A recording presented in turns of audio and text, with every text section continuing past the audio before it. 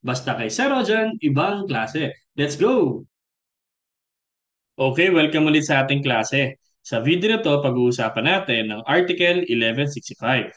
Dito sa article na to, binabanggit kung ano mga pwedeng gawin or remedies ng isang creditor kung sakaling si debtor ay hindi niya ginampanan ang kanyang obligasyon to give a specific or indeterminate or generic thing. Nababanggit din dito kung anong ibig sabihin ng 4227 at anong pwedeng mangyari kung sakaling magkaroon ng 4227. Ano nga ba? Sige, ready ka na? Start tayo. Let's go! Ayan. So, sige. Basahin muna natin ng Article 1165. Article 1165. When what is to be delivered is a determinate thing, the creditor, in addition to the right granted to him by Article 1170, may compel the debtor to make the delivery. If the thing is indeterminate or generic, he may ask that the obligation be complied with at the expense of the debtor. If the obligor delays or has promised to deliver the same thing to two or more persons who do not have the same interest, he shall be responsible for any fortuitous event until he has effected the delivery. So maraming pinag-uusapan dito sa 1165, pero actually, pinapakita dito kung anong dapat gawin ni creditor kung sakaling si debtor ay hindi niya ginampanan ang kanyang obligation to give determinate thing and indeterminate or generic thing. So nabanggit nga natin doon sa last lecture natin, pag sinabi nating determinate thing, ito yung mga thing na particularly segregated or physically segregated, particularly designated. So ito yung mga nag-iisa sa mundo. So wala yung katulad. Ito naman mga indeterminate or generic thing, ito nga yung mga hindi particularly designated or hindi physically segregated. So parang isang klase lang siya ng object. So marami siyang katulad. So ngayon, ano yung mga remedies? So kailangan malaman mo kasi kung anong klaseng obligation to give ang ibibigay ni debtor. Kasi magkaibang remedy kapag determinate tsaka indeterminating ang pinag-uusapan. Ito kasing unang paragraph, ang tawag natin dyan is ito yung concept ng specific performance.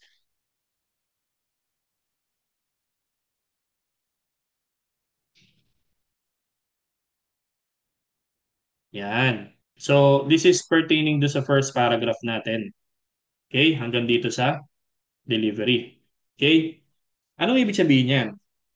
Ibig sabihin yan, ito yung karapatan ni creditor na i-compel si debtor na ibigay o i-deliver yung determinating kung sakaling ayaw i-perform ni debtor yung kanyang obligation.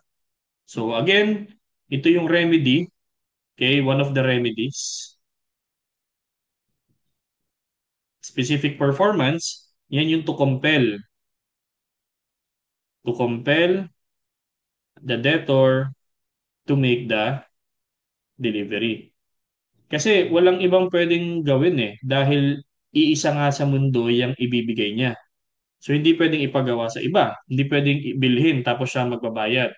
Dahil specific yung object, siya lang si debtor lang ang pwedeng gumawa ng obligation or mag-perform. Kaya naman specific performance ang unang remedy ni creditor. Ah, ibig sabihin, may karapatan si creditor to compel the debtor to make the delivery.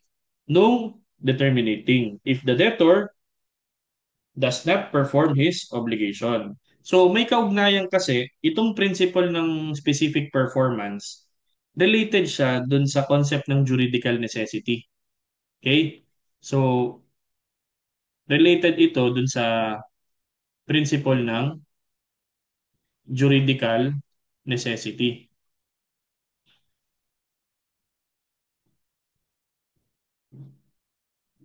Kumbaga, si creditor, pupunta siya sa court, tapos si court ang mag enforce ng karapatan ni creditor. So, yun yung compel, no, pag ayaw gawin. Tapos, in addition, damages. Okay? To demand payment of damages. Sabihin ni creditor, ganun na matigas ka. Punta ako sa court, patulong naman po. Ayaw gawin ni debtor yung kanyang specific performance. Okay, sabi ni court, sige, akong bahala. Ayan. Debtor, karapatan ni creditor, ipiliting ka na gawin yung delivery kasi yan ay specific object. So, ikaw lang pwedeng gumawa niyan. At dahil naabala si creditor, bayad ka ng damages. Okay? So, yun. Yun yung ibig sabihin ng demand ng payment ng damages. Kung sakaling si debtor ayaw niyang gampanan, kaya nakalagay dito, in addition to the right granted to him by Article 1170, yun yung pinag-uusapan ng grounds for damages. Okay? Bakit hindi ginawa ni debtor yung kanyang performance, specific performance? Pwedeng dahil fraud, negligence, delay, or ginampanan niya pero mali yung hindi yun yung usapan nila ng terms ng obligation. So yun yung sinasabi sa 1170 na grounds for claiming damages. Okay? So this is for determinate thing. Yan. So this is for determinate thing. Yan. So the second paragraph naman talks about the indeterminate or generic. So sa second paragraph, tungkol naman siya sa indeterminate. Indeterminate or generic. Ganun pa din. Parehas pa din naman sa unang paragraph. Ano yung dapat gawin ni creditor kung sakali, this time naman, ang object na ibibigay dapat ni debtor ay isang generic object. So anong pwedeng gawin? So itong second paragraph, dapat yan ay binabasa ba din kasama ng Article 1246. So read together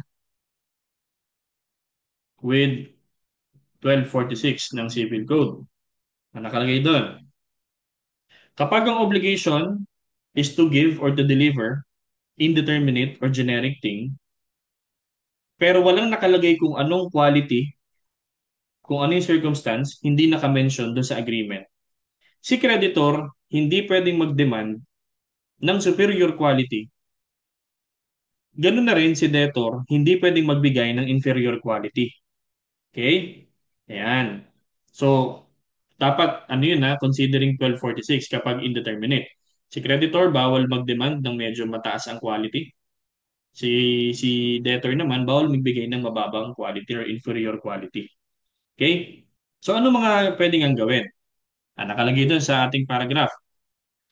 Kapag ang obligation is to give generic object, he, creditor, may ask that the obligation be complied with at the expense of the debtor. So, kung ayaw gawin ni debtor, ipagawa mo sa iba. Ayun yung una mong remedy bilang creditor. Kasi generic naman Pwedeng gawin ng iba yan or ibigay ng iba. Okay? So, ask that the obligation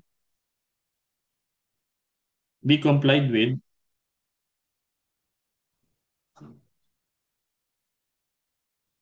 at the expense of the debtor. Yan, babayaran ni debtor dapat. Kasi hindi mo pwedeng pilitin si debtor. Baka may involuntary servitude pa yan. Okay, so at the expense of the debtor. And then also, damages. To demand damages. To demand payment of damages. Kasi nga, naabala ka, hindi dapat hahantong sa ganito na ikaw pa ang nag-asikaso or what. Yan. So, damages. Kailangan magbayad ni debtor ng damages. So, katulad siya ng obligation to deliver a determinating, si creditor, halimbawa, ayaw ni debtor gawin. Si creditor, again, pupunta siya sa court para magpatulong. Tapos, pag pumabor sa kanya, yung desisyon ng court, si court, o ipag-uutos niya si debtor na i-comply yung kanyang obligation para magbayad din naman ng damages. Okay? So, yun yung ating second paragraph. Then, yung third paragraph, simula dito, if the obligor delays, yan, ano naman ang pinag-uusapan dyan? Dito sa third paragraph, pinag-uusapan yung exceptions. Okay? Sabi dyan, if the obligor delays or has promised to deliver the same thing to two or more persons who do not have the same interest, He shall be responsible for any fortuitous event until he has effected the delivery. So, ano muna yung mga tinatawag nating fortuitous events? Okay? Fortuitous events. O ano ibig sabihin ng fortuitous events? O ito yung ating mga commonly referred to as force majeure. Pwede siyang maging act of God or act of man. So it can be act of God or act of man. Okay? So yung act of God, yan yung mga natural calamities, okay? Mga catastrophe, okay? Mga epidemya, yung mga baha, severe weather condition, yung bagyo, may outbreak, okay? Kumbaga sa sakit, may outbreak. Tapos mga lindol, yan, mga ganon. Act of man, ito naman is yung mga man-made disturbances. So mga man-made yan. Kagaya ng na walang kinalaman si obligor, si debtor. Kumbaga hindi siya nagsimula. Okay? Example ng mga man-made disturbances, yan yung mga gera, rebelde, pagre-rebelde, kudeta, yan. So yan. Yung mga ganun, yun yung act of man. Pero meron tayo dito mas specific discussion, nasa 1174. Okay? Ang definition basically ng fortuitous event, ito yung mga events na hindi mo kayang mapredict kung kailan mangyayari. Or kung kaya mo man mapredict, kagaya ng may mga weather system updates, hindi mo siya mapipigilang mangyari. So, though foreseen, pero inevitable. Okay? So, saka natin i-discuss yung detalye ng fortuitous event pag dumating tayo sa lecture na yon. Basically, sa third paragraph, kapag ang isang object, lalo na kung specific object, nawala due to fortuitous event, yung obligation ni debtor extinguished. Sabi sa 1174. Ito yung exception. Sabi ko nga, exception yan sa general rule. Ang third paragraph. So, yun yung ating mga exceptions. So, ito yung exception sa general rule na in case of fortuitous event, no person shall be responsible. Yan nga yung nagkaroon ng delay. Kailangan, dapat, halimbawa, ibibigay mo na dapat ngayon, hindi mo binigay ngayon, tapos nagkaroon ng lindol, nasira, fortuitous event, pero hindi ka absuelto kasi may delay. Okay? So isa lang 'yun, no? Isa lang 'yun. Kasi sabi to if the obligor delays. Yan. So meron pa ring obligation kahit na nagkaroon ng fortuitous event basta nagkaroon ng delay. So meron din tayong specific lecture for that. Another exception is kapag yung object ipinangako ni debtor sa dalawang tao o higit pa, okay, na who do not have the same interest. Okay? Kasi imposible 'yun eh. Pinangako mo dito, tapos pinangako mo din sa isa pa. Para kang maraming pinangakuan, pero isa lang pagbibigyan mo. So basically impossible yun. It's impossible for the performance or fulfillment. Okay? Kahit na nagkaroon ng 42-7. Halimbawa, I promise to give my car to A. Tapos kay B naman, nangako din ako. Kahit na nagkaroon ng fortuitous event, since parehas mo kami pinangakuan, hindi ako absuelto sa obligation. So meron pa rin akong obligasyon. So ito yung promise to deliver to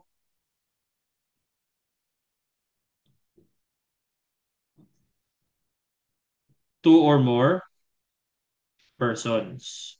Yan.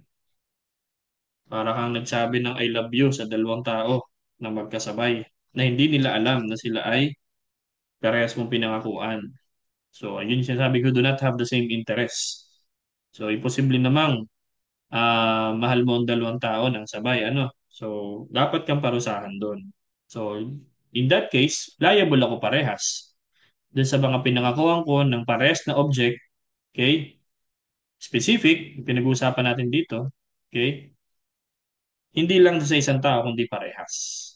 So basically, yan yung 1165 madali siyang maintindihan. Mahaba lang, pero madali siyang maintindihan. So hopefully may bago akong maibigay sa inyong learning na magagamit ninyo. And ulitin mo lang again yung lecture kung medyo nahihirapan kang makisabay. So, laging sinasabi sa inyo, mag-aaral mabuti, mag-iingat palagi, at laging tatandaan, ibang klase ka. Bye-bye!